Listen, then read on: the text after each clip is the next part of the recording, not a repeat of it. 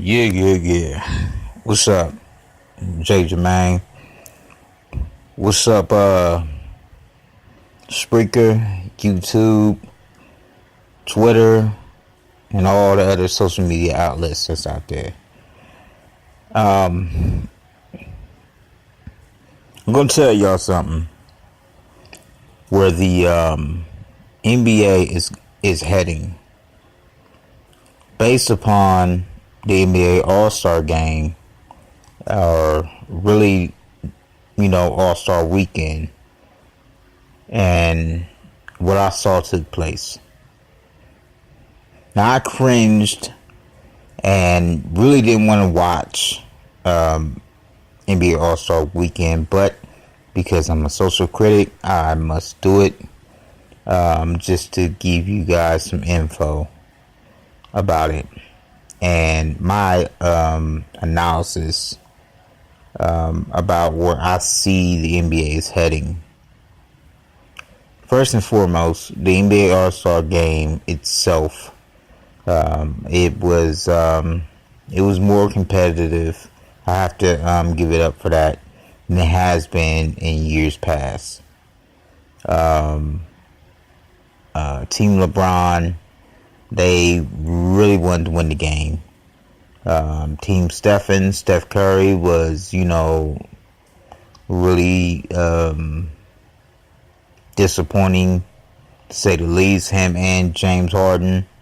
Jimmy Butler didn't even want to play because he says he's resting, which I think it's, upsetting to many Butler fans out there, especially in Minnesota, because you're there to represent not only the NBA and the All-Star Game, but the actual team that are fans in Minnesota who are paying to see you play and who voted for you. Now, I'm going to get a little political in this analysis as well, so bear with me. The NBA is going to become a matriarchy.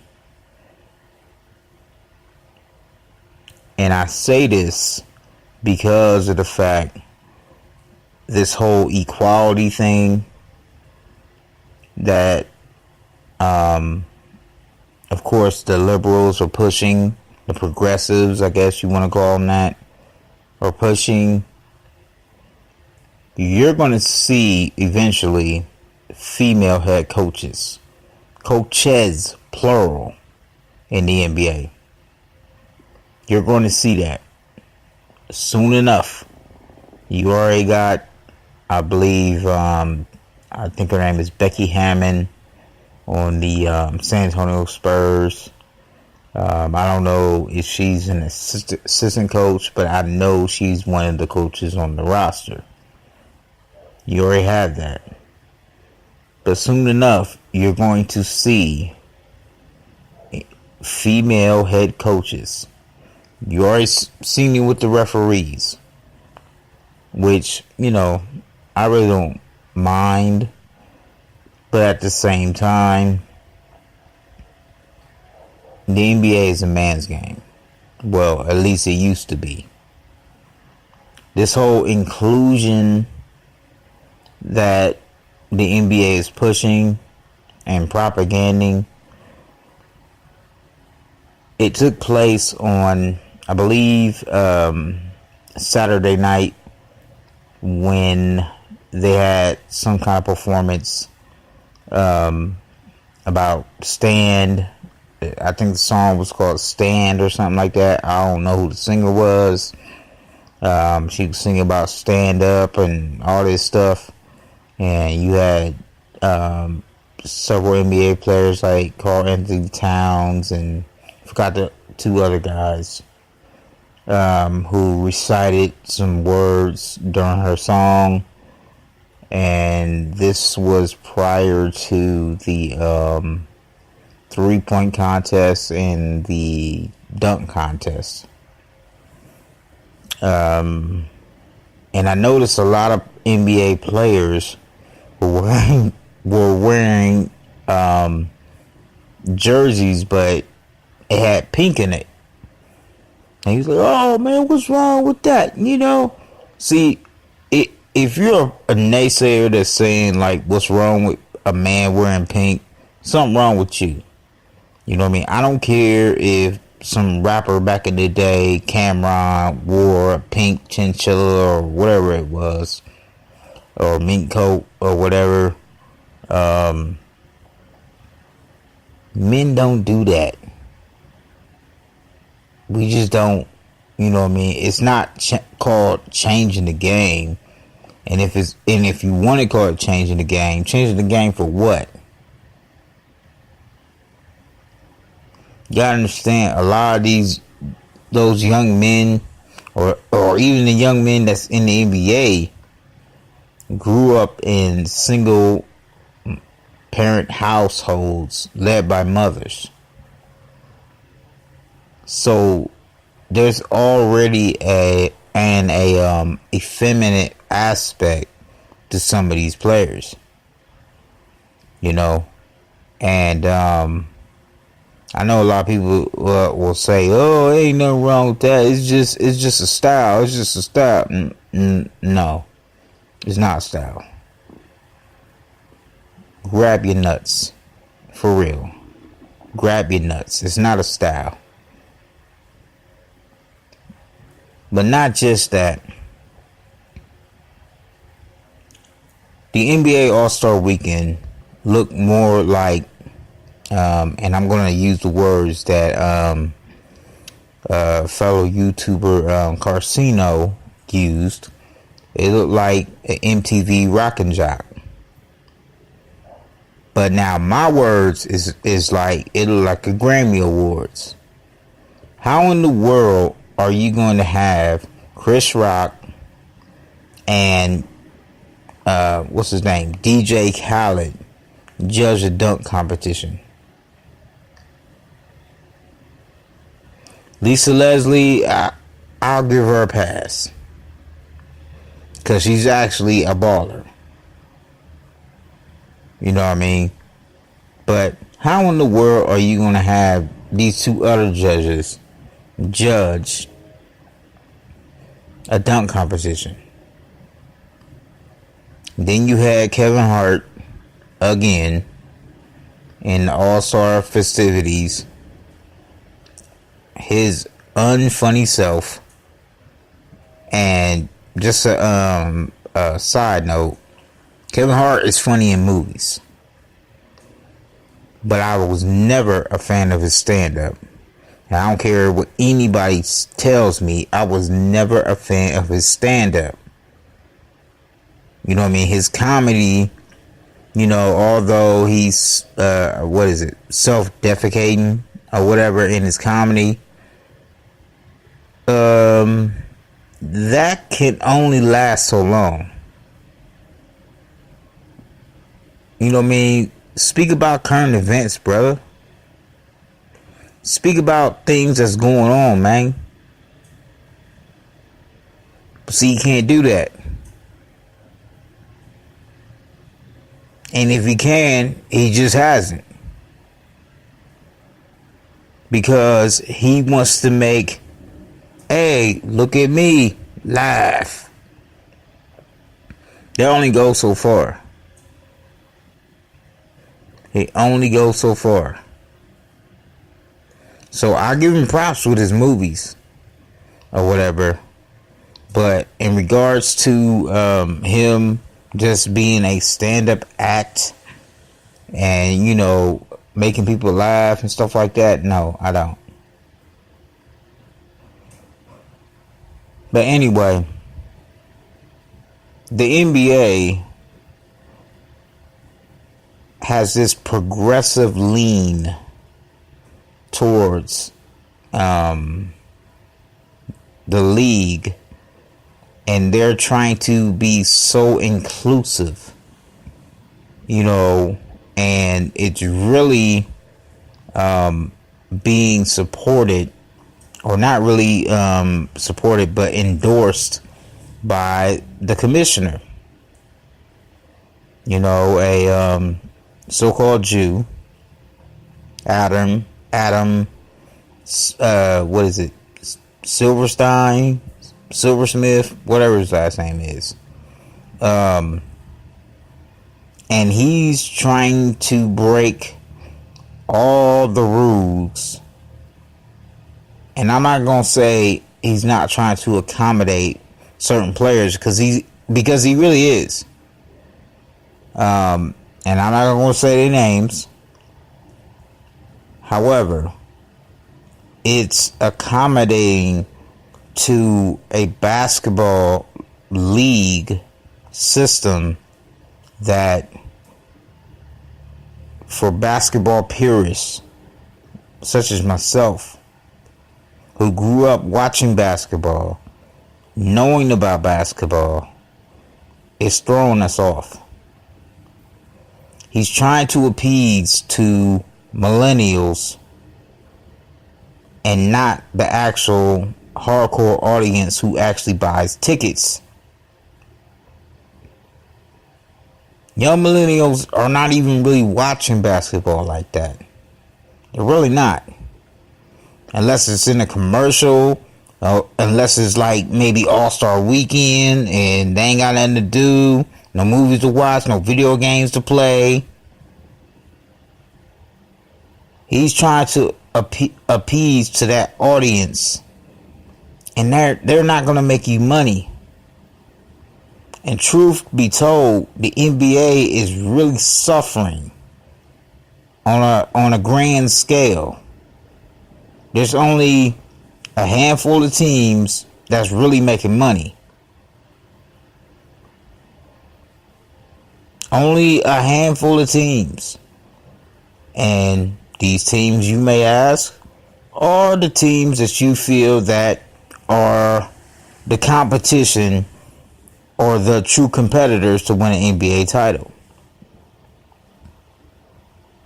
And again, when I say, LeBron James has, a lot of people want to give him props saying, oh, he changed the NBA and he changed it for the worse. Because basically, you have your best talent want to hook up with some other good talent on another team just to be relevant, just to be competitive, just to have the advantage to get the title. Meanwhile, you got all these other teams are suffering. Absolutely suffering. You would think some of the best basketball talent will want to go to the Charlotte Hornets. Just because not Michael Jackson, but because Michael Jordan is the owner. One of the greatest basketball player ever. You would think they want to go there. You think they want to go there? Nope. And don't give me that crap because Jordan don't want to spend the money and stuff like that.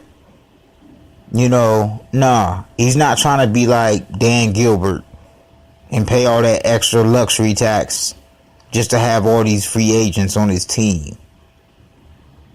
All these high price players on his team. He's not trying to do that.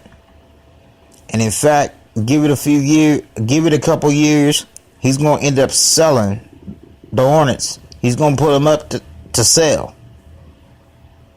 Because it's not financially fiscal for him to continue to have a team in a hometown, or really not a hometown, but a place where he played his collegiate basketball, a place that he cherishes. It's not physically responsible for him enough to continue to have a team and there's no profit. The only profit he gets is the profit that's shared. That's it. His best player is barely a 6-foot guard who can ball, but he's not a marquee name. Yes, Jordan has made some bad draft picks in the past and stuff like that, so I hold him accountable for that. But at the same time, it's like, why players don't want to go there? To play under the helm of an owner who is regarded as the best basketball player ever.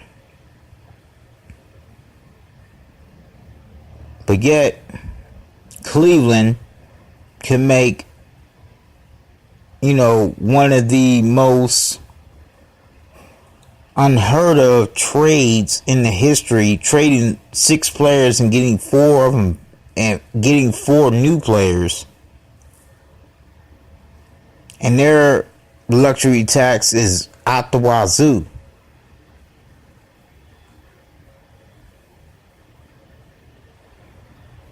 But yet, when Chris Paul wanted to go to the Lakers to play with Kobe Bryant, David Stern was like, denied. So that's why I'm saying the current commissioner of the NBA is ruining the NBA because he's catering to current trends, what young people want to see, but yet these same young people are not buying your tickets in these arenas. Now they want to go to a 16-team playoff system, and I'm like, okay, that seems reasonable, but it's only reasonable because you only have, out of 29, 30 teams in the league, you only have like 5 good teams.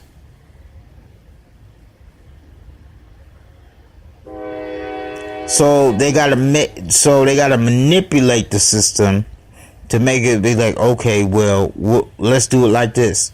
So, okay, my question is, just like how the All-Star game eliminated East versus West, so is that going to happen within the conferences for if y'all do a 1-16,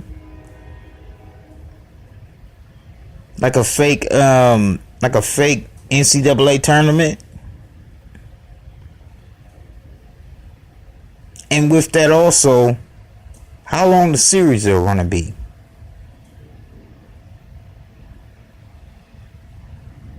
You see? And to get back to the point where I'm talking about the NBA is going to turn into a matriarchy, they are, during one of the performances on Saturday night, you keep hearing this message that, a woman has a voice. They had a female basketball player, I assume, talking about, she has a voice, or I have a voice. Okay, but don't you have the WNBA, which is mostly supported by the NBA and its revenue? Because without that, the WNBA wouldn't even exist. WNBA, no disrespect, they don't make money like that. It's because of the regular NBA and its revenue shares, which keeps that league afloat. And you know what? I'm going to say something that's going to blow some of y'all's minds. Don't be surprised with all this progressivism, this equality, and all this nonsense. And just to let you know, I'm not no conservative or or liberal I ain't none of that. Because I already know what it's truly all about. Y'all people, and a lot of you Negroes, thinking it's a two-party system, but it's really not. Be that as it may, don't be surprised. And it will be the NBA that does this. Either the coach or a player will be the first transgender that we have in the history of sports. Mark my words. Either it will be a coach or a player, and you will see the first transgender player, coach, athlete, whatever, in the history of sports. It's going to happen. You know why it's going to happen? Because the NBA has opened its doors to feminists. Feminists like that woman who is the COO who created this Lean In campaign. Can't think of her name right now. That's and NBA players got pimped to oblige to it and promote it.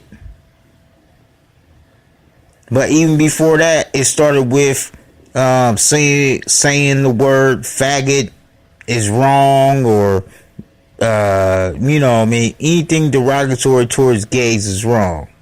You had Grant Hill in the commercial and stuff like that. But your top NBA ambassador, LeBron James, he got nigga spray painted on his property. Where's the campaign for that? Oh, I know why. Because we have basically normalized the word nigga, and that's something black people can say. But yet, someone who's gay, you can't say nothing derogatory towards them. But yet, at the same time, I'm telling you, not yet at the same time, but I'm telling you, you will see the first transgender athlete. You will see the continual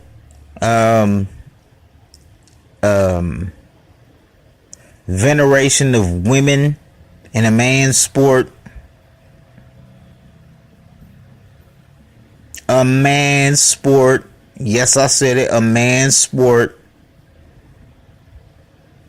Because they want to have this equality thing where men can't be men, but women can be all they can be.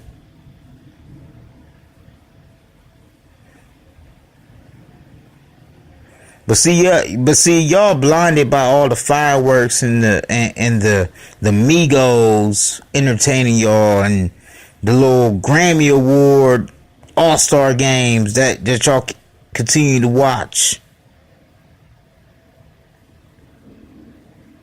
Y'all continue to be intrigued by that and manipulated by that. Meanwhile, behind the scenes, they're changing so many things. And my thing is also,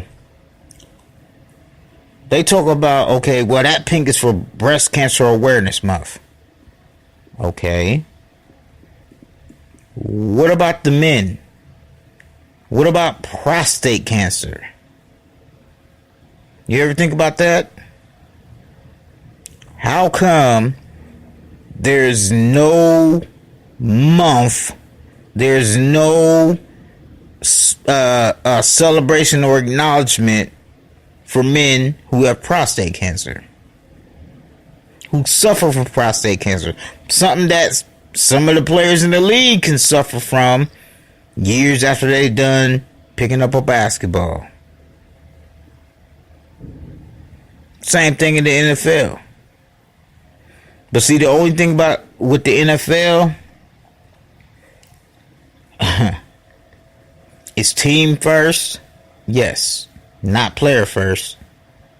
But however, it's also, you have a bunch of so-called conservative, Christian, and even right-wing white folks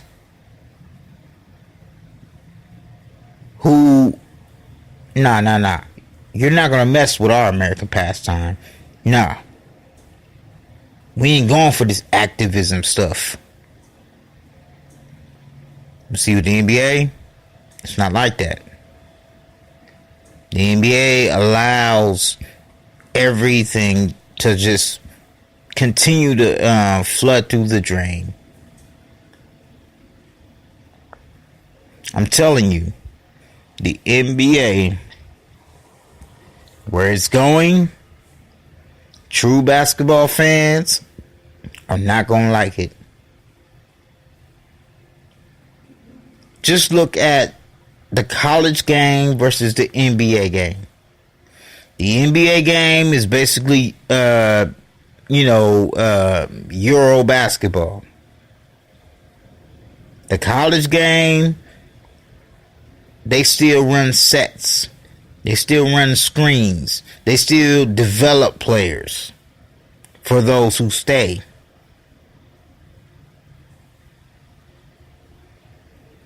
This is the reason why you don't have, the dominant teams like you used to have in college. Your Dukes, your Kentuckys, your, on and on and on. You don't have them no more. You know why? Because they want to get out of that system and get into a free-flowing system where there is no development at the position. Your point guards in the NBA, they're not really point guards, they're shooting guards. And then you have a second shooting guard. And then your small forward, he's a shooting guard. Power forward, he becomes a shooting guard. Your center, he's a shooting guard. And then people are like, oh, okay, well, what's wrong with that? What's wrong with progression? What's wrong with that? That's not basketball. That's what's wrong with it. But y'all will continue to think what y'all want to think. Y'all gonna think that, this is cool, this is good. And the NBA looks nothing more than a arcade game. That's what it looks like. And I'm telling you, when these changes start happening, I don't care how many subscribers I get, I'm gonna be right. I'm gonna be right. And you're gonna be like, man, I can't believe this dude knew this. It's not me knowing nothing. It's right in front of your face. The NBA, as YouTuber, I always refer to him because a lot of his stuff he says I agree with. Not only because I agree with it, because I've said it myself in conversations with my homies. Carcino is basically becoming a bubblegum league. And not just that, it's also basically becoming, okay, well, I don't want to do this by myself. I don't want to build through the draft. I know I'm good, so let me hook up with two other good guys who got talent, and let's go after this thing. That's the NBA today. And I'm telling you this, I'm going to predict this. Charles Barkley might get relieved of his duties. I ain't going to say fired, but he might get relieved of his duties from TNT Sports because He sees what's going on. But he really can't express what he really feels. I know some of y'all call him a coon and all that nigga stuff y'all say. But when he speaks about certain things that he's seeing within the game, he's right. It's not because he's jealous. It's because this really ain't competitive basketball. It's not. It's just players that want to stack the deck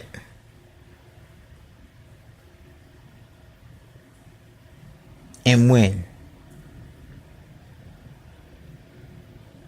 This is why you don't see no offense. You be like, oh, what are you talking about? No offense. I'm talking about running the sets. Why do you think these players get triple doubles out the wazoo now? Because if the NBA being what it is now, why wasn't players getting triple doubles like that back in the day?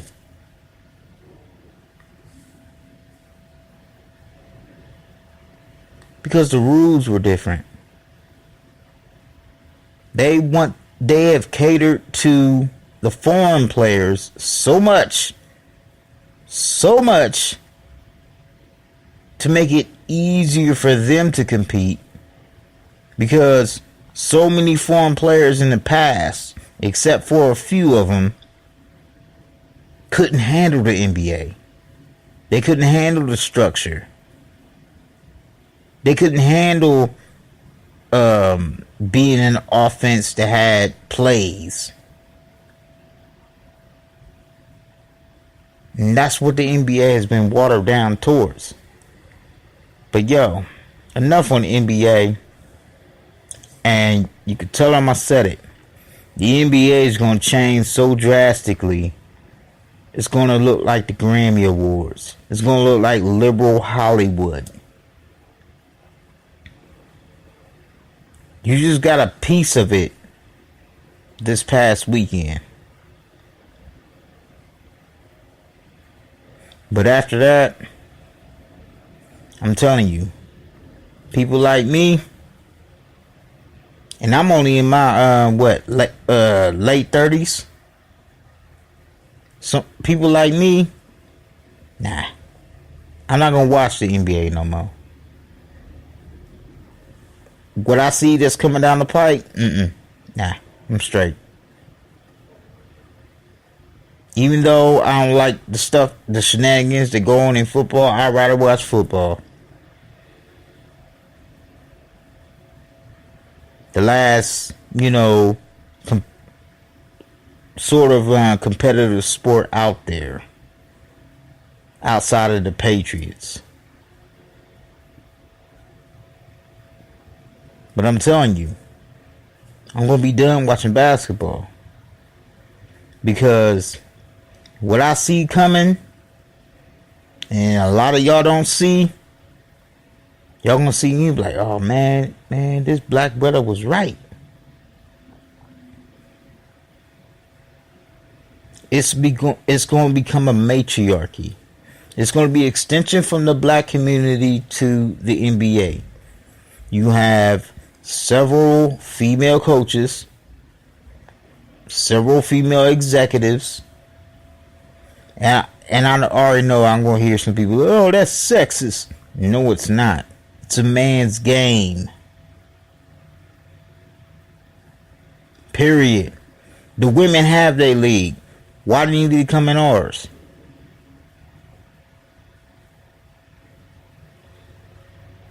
I don't even think there should be male coaches in women's basketball.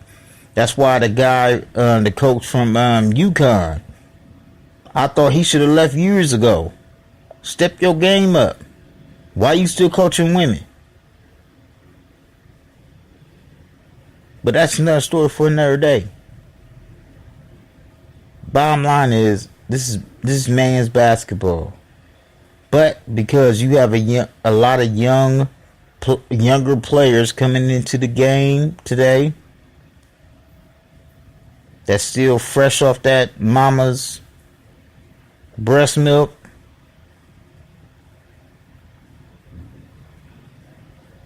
the future of the NBA for NBA purists is saddening. Absolutely saddening. But y'all ain't gonna get it. But anyway, these my paperless thoughts, man. Jay Jermaine. Peace.